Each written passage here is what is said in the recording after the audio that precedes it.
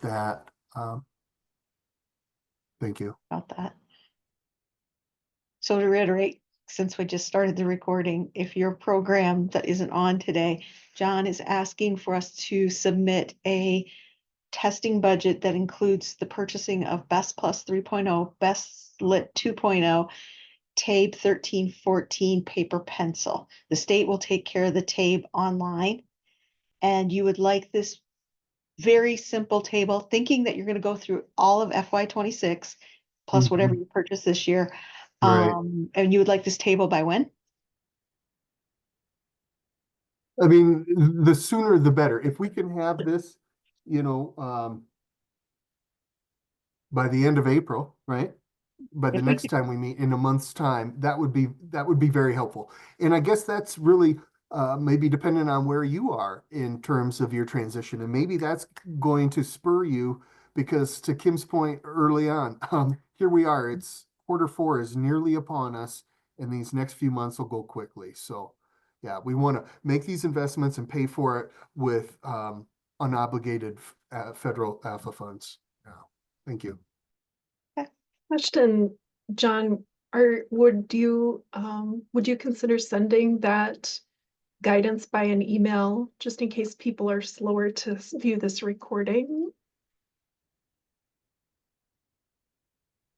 Yeah, and I mean, they're going to need to make those investments anyway, Laura. But yes, to your point, when they're making these investments, to think about them through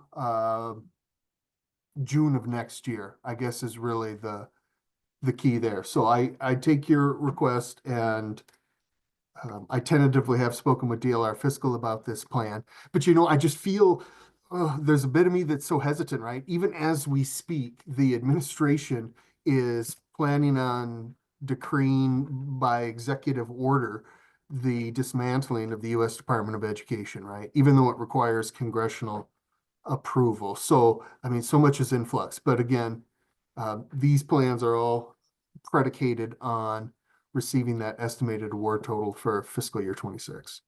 And not that we want to panic, because dismantling the federal Department of Ed does not mean that adult ed funding goes away. That is true. Just those are two separate things. And my understanding, based on a conversation about 20 minutes ago, is that right now it would roll over in with Octave would go over into Department of Labor with the other WIA program. So that is a potentiality. So, but I don't want people to start panicking and sprucing up their resumes, because you all are amazingly awesome. And as of now, it looks to be like it will be continuation. It is continuation funding right now. So right. And I really just share that too, not to alarm, but just so that you realize, yeah, we got a lot to do in these 3 months in terms of the budget perspectives for next year. What are we going to need in terms of assessments and local staff development, et cetera? What are the budgets? But this is my tentative plan, and I want to support those investments to prioritize local instructional services so that you don't have to use your local grant funds for these assessment investments. And on the topic of assessment investments, where are you in your timelines? What are some natural segues to get back to the topic? Yeah, I'm thinking maybe are people having any challenges right now? Because I'm thinking other people may have some tips and tricks to help them with those challenges if they're having them, or to forewarn some of us who haven't moved forward on some of it yet. So I'm going to let most of our staff talk in terms of lessons learned about the Best Plus 3.0, because I have not had as much experience in administering as they have. But I'm just going to highlight a couple of the big lessons learned. Number one, spaces between pieces of names are not allowable characters when you're putting a student into the web portal. So if you have people with multiple first and last names, as we often do with our English language learners, their names are all going to run together in a big lump, first name and last name, which is irritating to many of us. We also were so excited to know that the administrations that we did give, that the tests we gave, the results would be held in a web portal for our whole agency to be able to see. So, it would be much easier for staff to go in and look and see which was the last form of the test given. So when they're giving a post test, they'd be able to find that person. Nothing has populated to our web portal. I think there's maybe 4 or 5 assessments total in our web portal. We made them aware of this. They told me we could zip our files and send them to them. And once we'd finished our assessment day, and I was like, that's not how it works here. So I'm not sure what's going on there, but the web portal has not worked as advertised to this point. So those are my 2 big kind of overarching administrative kinds of cautions. And have they fixed the apostrophe thing? I don't Should I think bring so. that Oh, up? that's the other one. Yes, go ahead and bring that one up. When you name your computer on the test platform application, don't use an apostrophe. So a lot of us were saying like Nikita's computer, the apostrophe isn't recognized. It won't tell you that's the issue, but it just won't let you progress. So the issue that we found was the apostrophe. So say something like Nikita computer instead of Nikita's computer. So that's when you're using whatever computer you're using for assessment to proctor the best 3.0, you got to know the name of that computer. You have to give it a name. Go into settings in your Windows and you can check that out. Oh, it does not have to match. You just name your computer. Like my computer's named Becky's desk or Becky desk. Yeah. But yes, you cannot use an apostrophe, which is killing some of our people who are sticklers. And also, yeah, we have to put first name, if there's 2 first names, you just start the capital letter on the second half of the first name and vice versa for the last name. But also, the problem was, I think it still is if there's too many letters, you can't get the full name in. So the name that's showing up on the assessment is not going to have the full spelling in some points. So like if you get a long 2-part name, like a last name for a Hispanic student, Yeah, particularly I think is where we've run into them, you might have letters cut off the end. So John, just so you're aware, those names on people's assessments might not match. Why not? Well, and that's what I was wondering. So Becky, when you say that that gets cut off or it's not rendered, is that on the score report then? Is that what you're referencing? Yes. Okay. Yes, that's the student's name in the testing system. Gotcha. So it would be cut off. Okay. Yep. Yep. All that said, I think the actual assessment is moving positively. I have not heard much complaining about the actual assessment. So again, I will let some of our other staff who maybe had more experience speak to that. The few that I've given have gone well. I want to say, getting the assessments is awesome. You just go on and click how many you need and they're there.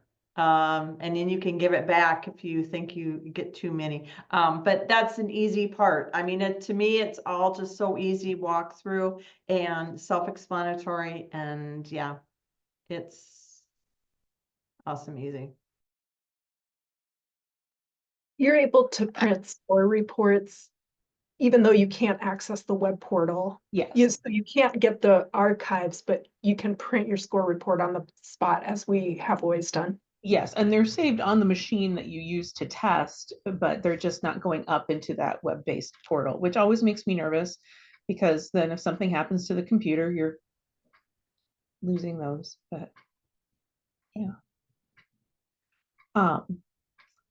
I will say, I think that, and you guys who've done more, who are being kind of quiet, don't be quiet.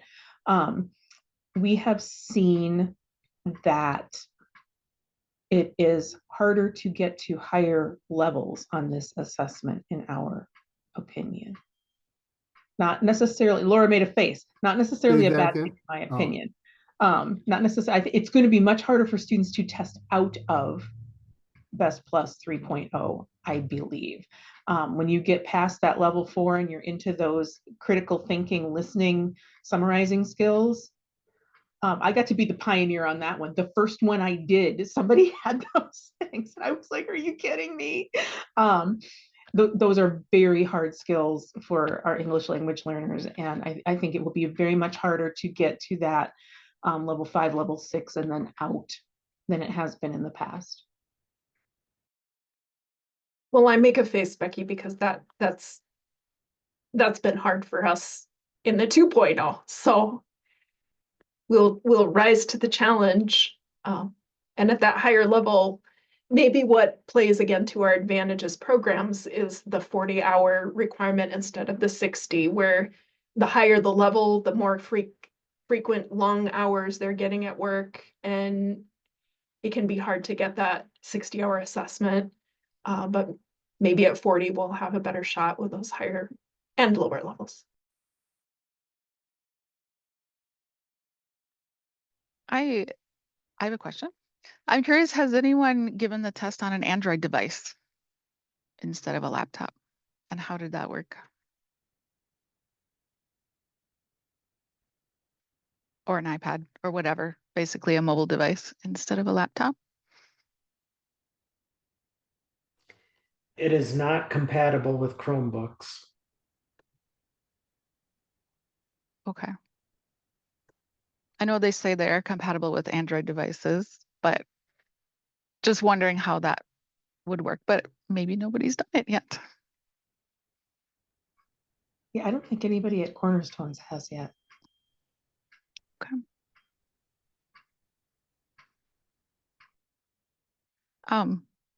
I'll just keep asking questions.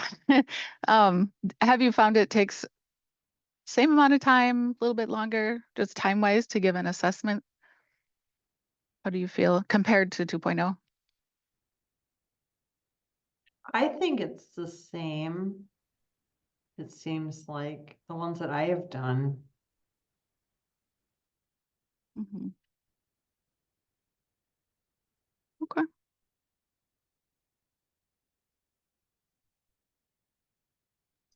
I will say I did 2 back-to-back last night.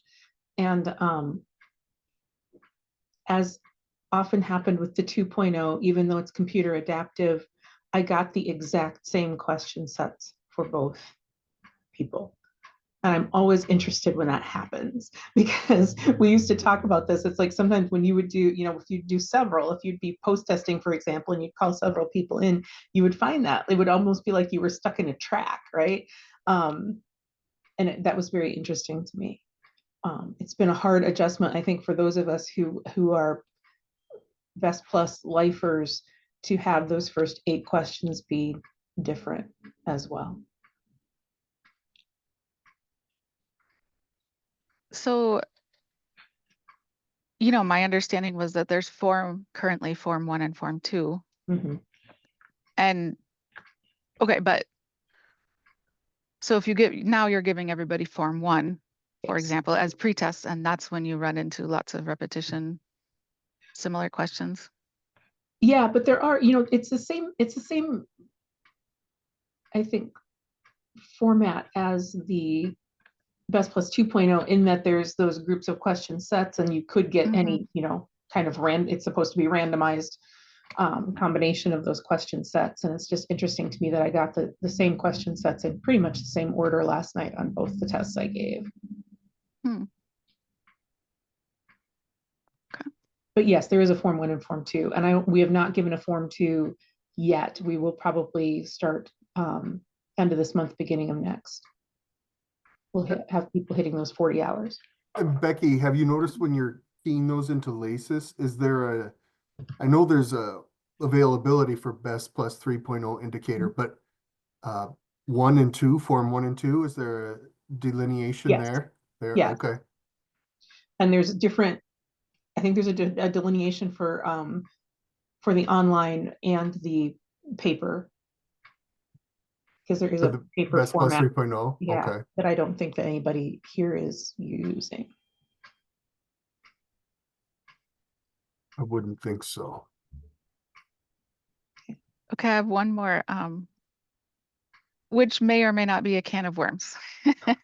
And if you have to put us in a breakout room that's fine. We at LSS, because after our first round of training, doing the training on 3.0, I think there are definitely scoring differences. How Cal scores things from 2.0 and 3.0, having of course gone through the 2.0 training many, many, many times. I was really surprised by how they were scoring things on this test, 3.0. I'm just wondering if you guys have talked about the differences. I think we all kind of went through it separately. And I think, yeah, and I think some of us noticed it more than others. It doesn't feel extreme when you're scoring with people. Now, the other thing that I will say is I think it's going to be interesting when we start giving the 3.0 to people who have had the 2.0, because the scale scores are different. They report differently. You're in 600s if you're at level 1, right? That's So what it's we're hard gonna tell people is, remember, we're not trying to calibrate them on the same test. Right, yeah. So it's interesting to me. It'll be interesting to me to see the differences in performance for those people who will kind of almost back to back get their post-test 2.0 and their pre-test 3.0. I don't know, anybody else? Did you feel that there were extreme differences in the way you were scoring?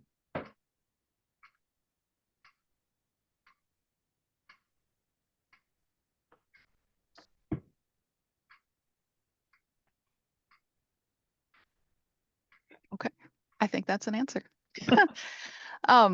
We at LSS, we're gonna have a group talk, sort of like a group.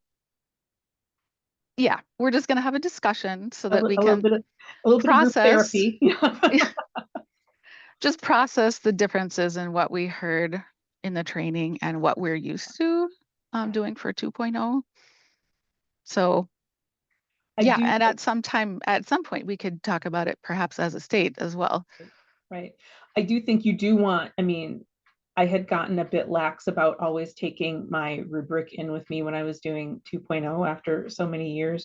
You definitely want your rubric with you when you're doing the 3.0, because I have referred to my rubric often as I've administered the 3.0, just in that adjustment period, especially. But then, yeah, when literally the first one that I gave, when I had to go into those audio and summary clips, I was just like, oh my goodness, I don't feel like I'm prepared for this. Because it's a little intimidating the first time around. So yeah. Right. Thank you.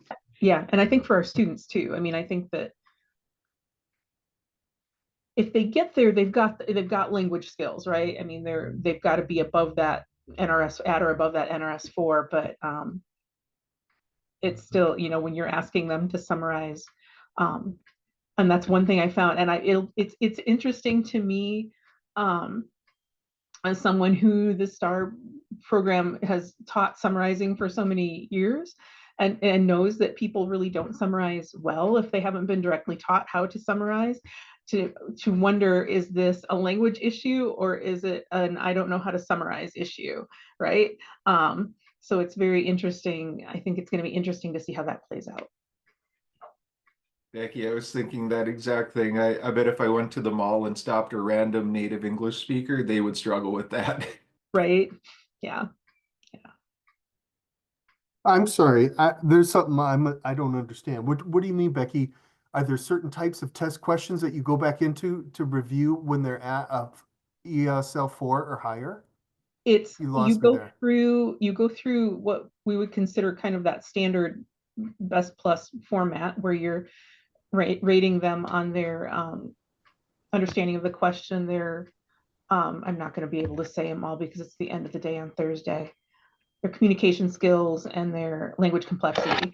And then if they are at NRS 4 based on the bulk of the test, they get another, there's a second section where they're asked to do more critical thinking. They listen to audio recordings. It's a little bit like the extended response on the RLA test for GED, where they get two differing opinions on a topic, and you prompt them to listen to this person giving their opinion. You know, there's a setup, and then you prompt them to listen to this person giving their opinion, and then you tell them, I'm going to ask you to summarize their argument when it's done. And then you listen to the next person and ask them to summarize that person's argument. And then at the end, you ask them, you know, now we've heard these people, what's your opinion, basically. And it's a difficult set of skills for them to show. That's one of the reasons I think we're not going to have as many people testing out. I think it's going to be hard for them to get to the point where they're completing level 6 on those kinds of questions. The good part about that is some were testing out way too early in the old test and being forced into a test they weren't ready for. I think that's very true. There was always that gap between testing out of the Best Plus 2.0, and yet the TABE test was almost testing them at too high a range. And the best lit was a joke, so we didn't do that. I am encouraged. I would like to hear more about, if you guys have been using the Best Lit 2.0, I'd like to hear more about that, because we had such a difficult time. You know, we essentially stopped using it because it was like you almost had to get everything perfect in order to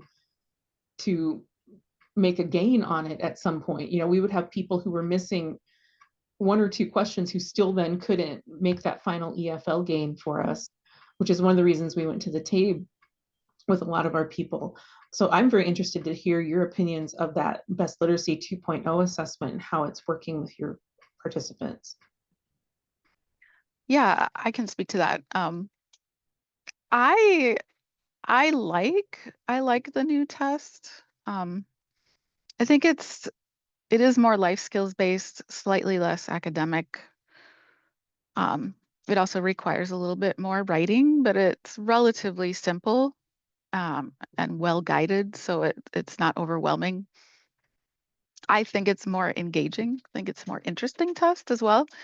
But as far as post tests, we're just now getting to the point where we have some people on the testing list who need the 2.0, Best Lit 2.0 as a post test. So we have not yet done that, but we've given lots and lots and lots of Best Literacy tests as a pre-test. So we're missing that final piece yet, but soon we'll start to get there and see how they do as far as gaining an NRS level on the test. But I think it's overall, the test itself is a little more accessible than the old version. Yeah, I was happy to see some of the changes, just because I think, you know, and maybe not as much in Sioux Falls, but, you know, in a place like Huron where we don't have a public transit system and reading a train schedule was one of the skills. It was like, well, this is our students aren't going to understand this really. And Nobody knows how to address an envelope, get real. Yeah, addressing an envelope. Which kind of brings up my question with that is, have you had to look at your curriculum instruction? You know, I'm not saying we're teaching to a test, but we have to teach to a test. Have you had to look at modifying any of your teachers modified any of your instruction based on the new assessment?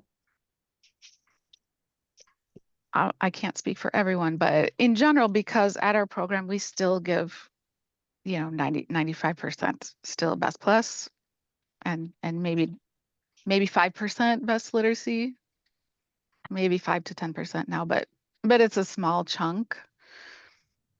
Um, I don't think we've made any changes based on that at this point. If that was our main assessment, well, that would, that may be a different case, but I think a lot of the types of questions they give are things that we already do in class, and I'm sure that you guys do too. So, which is good. It doesn't require special preparation because it's relatively similar to the kinds of things we do in class, I think.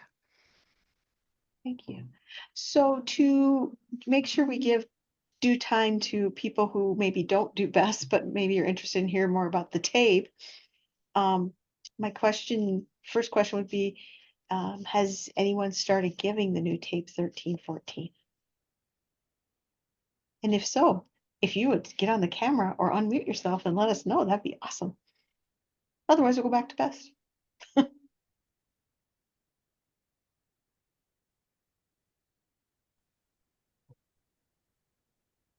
This is Kay from the Career Learning Center, and we started the 1st of March. It's gone pretty well. We're having some computer issues with it that it kicks them out after each subtest, but other than that, it seems like it's going well and grading well. So like they'll complete the subtest and then you'll have to log them back in, Kay? I'm sorry. They'll complete the subtest and then it'll kick them out and you'll have to log them back in. Yeah, each one. It's doing it in the 11, 12 and the 13, 14.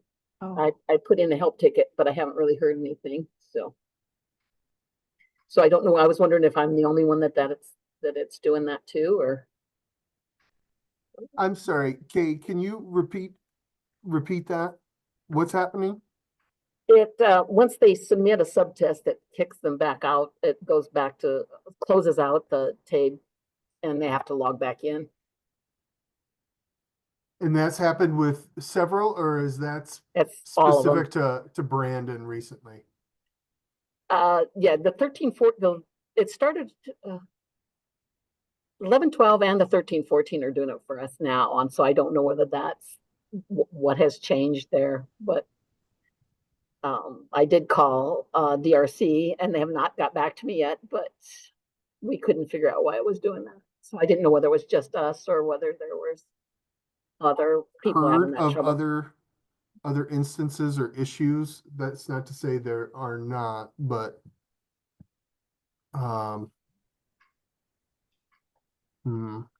If I hear something, I'll let you know. But at this okay, point, please. but it's holding their score, and that does slow them down a little bit. So maybe they don't get start to rush those last tests after a couple hours. They get a little antsy, so it causes them to take a few more breaks. So I don't think it's hurting anything. I think it may even be helping a little bit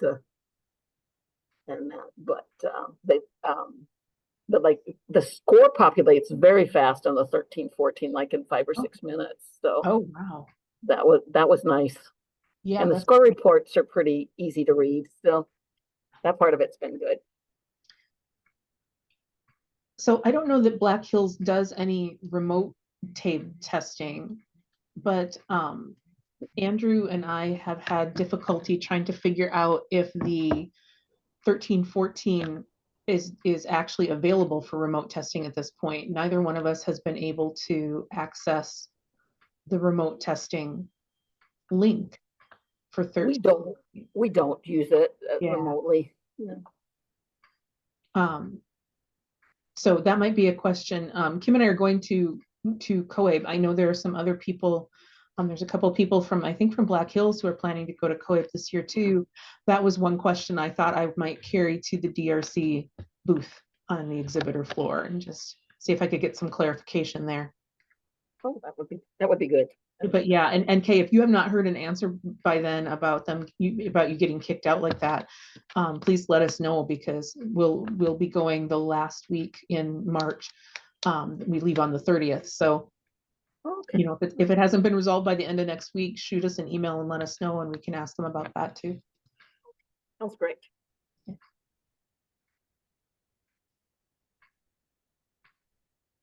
Yeah, I was curious, as I put in the chat there, with GED subtest scores at 145 or higher, counting for measurable skill gains, has it, or do you expect it to, in coming months, affected the way you conduct your intake, orientation, and pre-tests?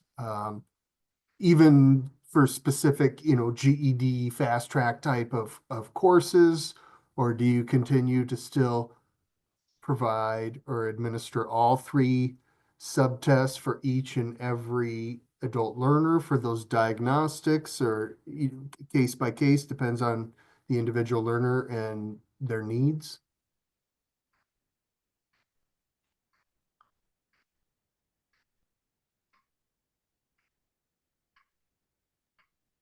But you're talking about, and you're talking about the TABE in general, not, and the GED, not necessarily 13, 14.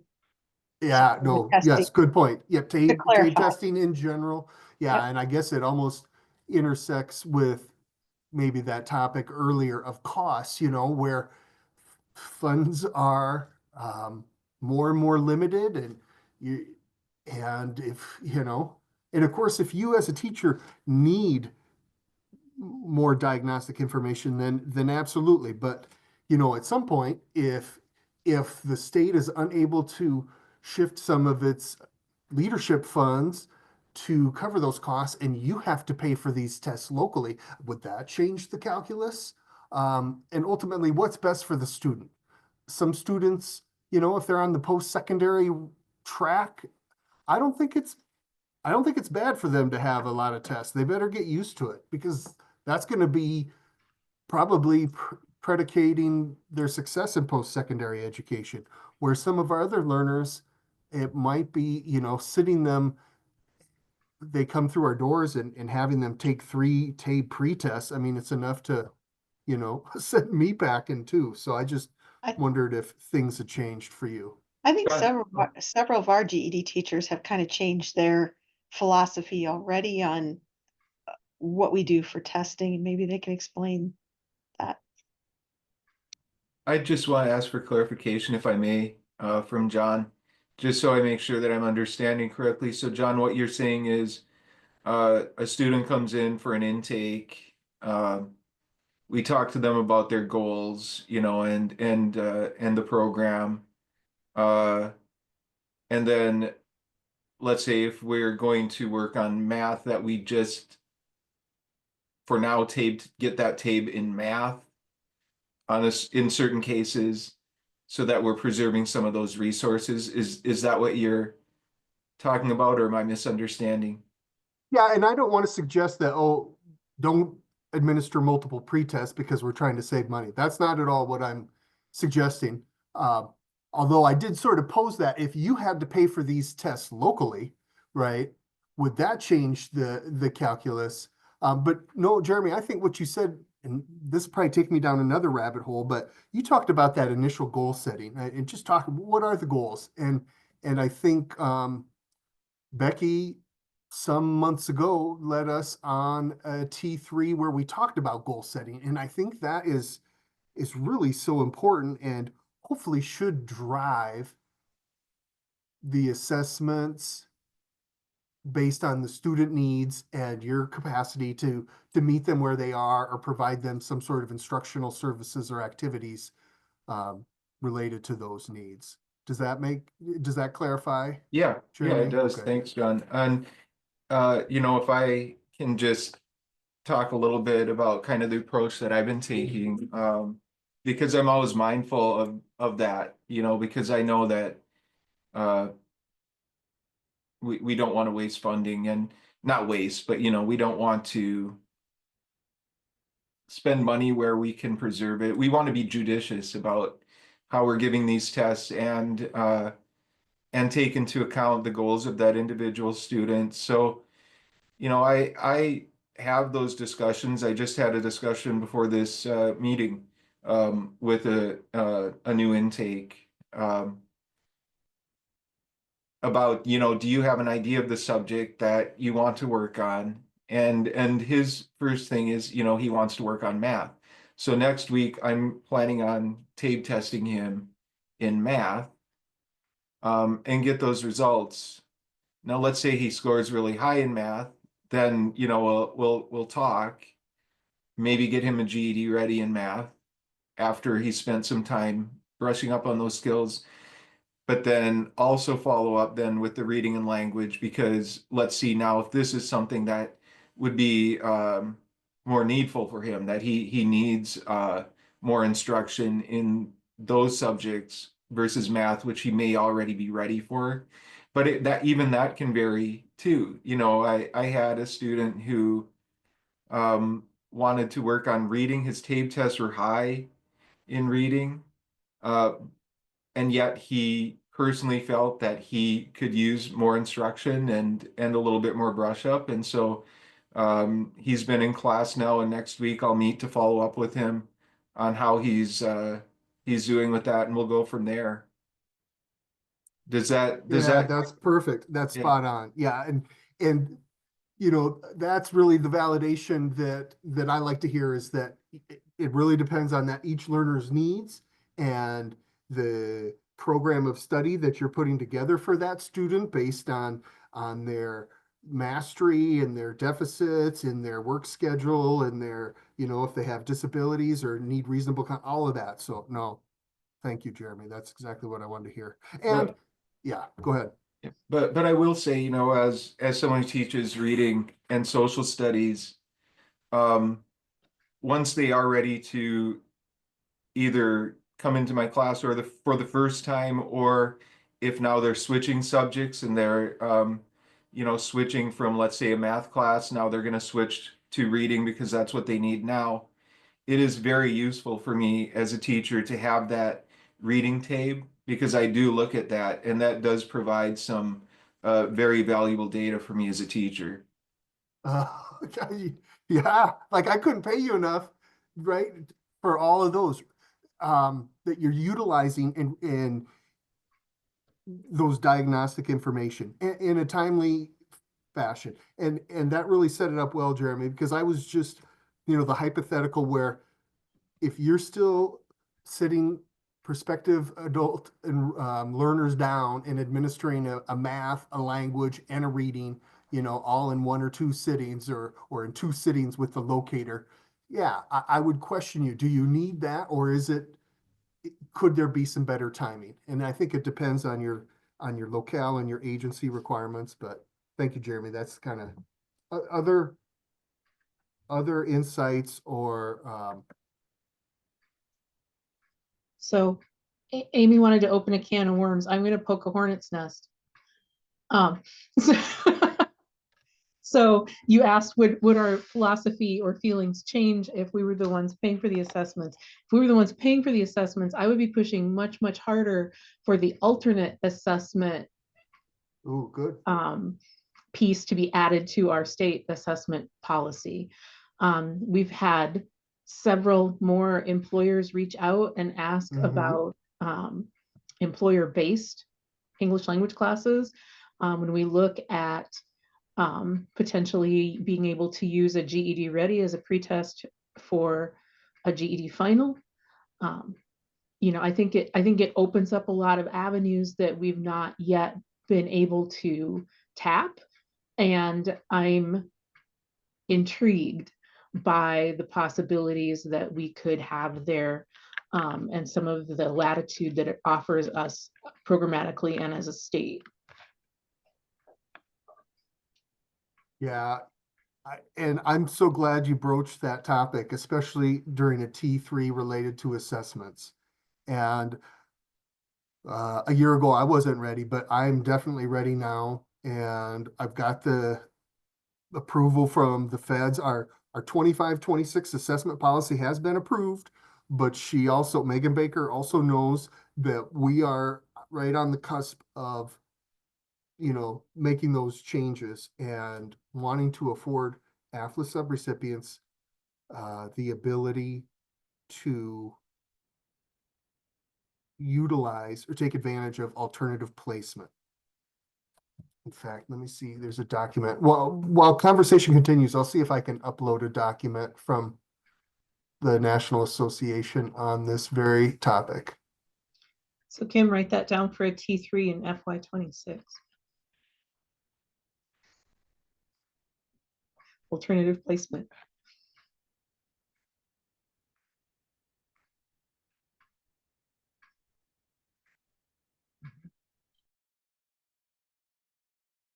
I think the two of you are assuming that a lot of people on this call know what you're even talking about, and maybe you could let the rest of us in on your conversation. So we've talked a little bit about it in Lisa's trainings as well. So your data management specialist will be aware, but the federal office had made provisions for programs and states, as long as it was included in your state assessment policy, to be able to use what they call alternative placement measures for students. It doesn't it doesn't kick the door wide open, right? But it does open it a crack for us to be able to use something other than a BEST or a TABE as an official measure when we onboard a student. One of the things that we have talked about kind of at greater length is those GED students who cross fiscal years. So maybe they have 2 of their tests, their final tests done. We hit July 1. They're almost ready for their last 2 final tests or their last 1 final test. Does it make any sense to give them another TABE test if they don't have one to push forward? If they're going to take a final test very soon?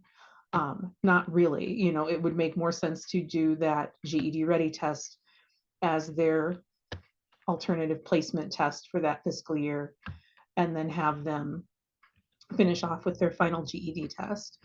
Another area that was specifically mentioned in the federal guidance was workplace courses, where your measures might be more geared to the language in a workplace English class, for example, that an employer would want to focus on, not so much on the BEST plus skills that we normally look at, where you're doing very specific workplace vocabulary, necessary phrases, those kinds of things. So that's kind of the context. All of the alternative placements would have to be approved by someone, and John would be our someone. You know, we would have to have a plan for how we're going to use them and in what situations. So like I said, it doesn't kick the door wide open. It's not like a free-for-all. You still have to have some kind of assessment policy in place for those kinds of situations and when it would be appropriate for their use. Did I do okay there, John?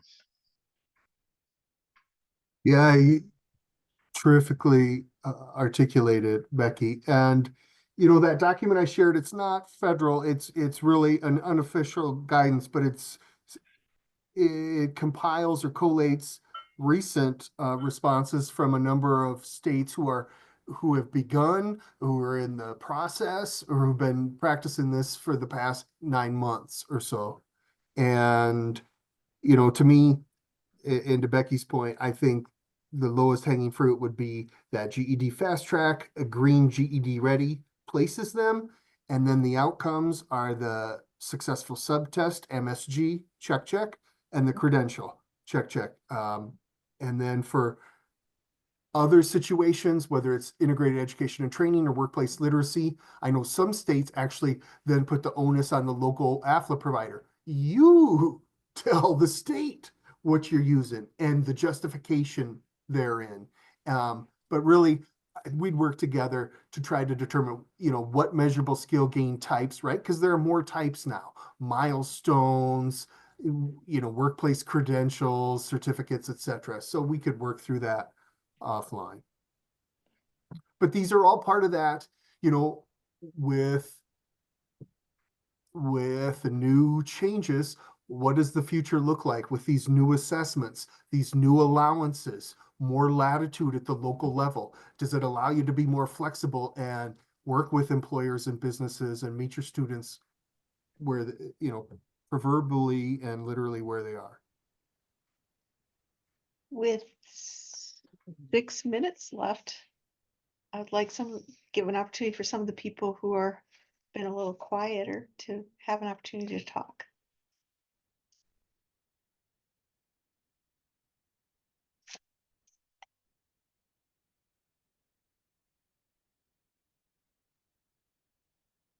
Have a question.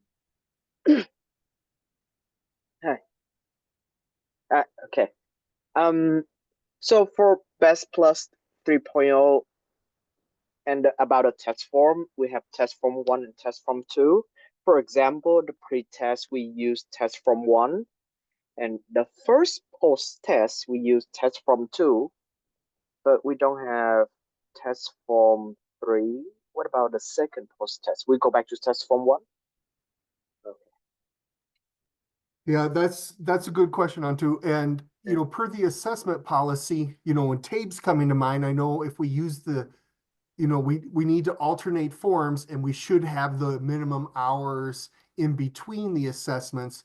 Otherwise, they frequent usage can lend themselves, like for formative assessment, lend themselves to, student learner test master type things. But yeah, that's my sense. And I don't know. So the minimum is 40 hours. So I think we'd want to be real careful of post-test exceptions because the students could see that very same form. So that gives me, that's a great prompt onto. So presumably, even when we give form 1, Becky, to your point, even though you didn't see it, there should be some randomization within form 1. So it's conceivable, or in Yeah. fact, predictable that they shouldn't have the exact same slate of questions from the initial pretest they took. That's the assumption. Yeah. And whether that's practice. Okay. For what it's worth, I'll just throw in, I believe I saw this on the Cal website. Currently, there's only 2 forms, but they say they're going to come up with more than 2. Obviously hasn't been done yet, but they said somewhere at some point that there will be more Okay. than 2 forms. All right. That'll be helpful. Yeah. I'll be curious to see if they tweak the score ranges at all. We've seen that happen with GED 2014 series when it used to be 115 and it's 145. Did we see it with the TABE 11-12 when that first came out? We saw some test times change. I don't know if we saw scale scores change at all, but and those didn't, right? Although Best Plus 3.0, those scale scores are different. TABE 13-14, those are not. Is that correct? I believe that's correct. I believe that's correct, although the cut points might be slightly different. I haven't looked at it closely enough with them side by side. They did not make the change as drastic as Best Plus did. And I did list, my first link there in the chat has the updated NRS test benchmarks there, including 11-12, 13-14, and Best Plus. So we have Best three minutes left. Does someone else who hasn't spoke have another question, comment?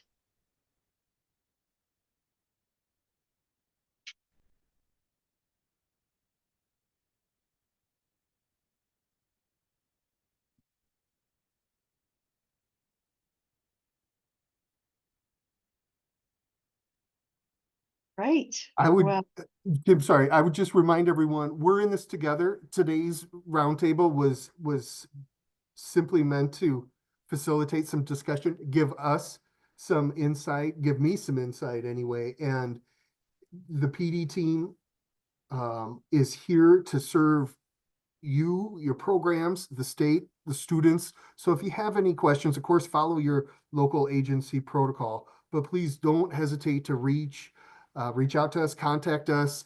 We have some uncertainties. We could use a little help with this. And, like to Becky's point, for those who are traveling to COABE, if we're having issues, chances are other states and programs are also having these issues. And by and large, our vendors and partners are really responsive. So if you've got concerns or suggestions, let's share those and make a better product, a better assessment for our students and for the field nationwide. Thank you, everyone. Thank you, everyone. You have a great day. Happy spring. Thank you.